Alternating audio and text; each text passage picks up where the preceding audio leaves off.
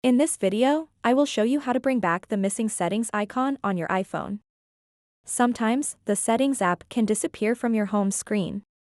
This can be frustrating because you need it to change important settings on your phone.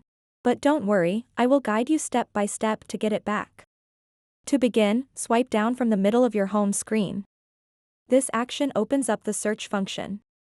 Now, type in settings and hit search.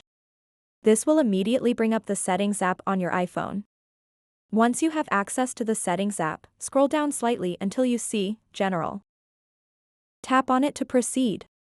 In this section, you'll need to scroll all the way down to find, transfer, or reset iPhone.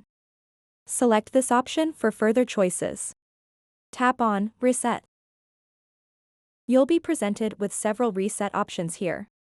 Look for Reset Home Screen Layout and tap on it. A confirmation message will appear asking if you're sure about this action.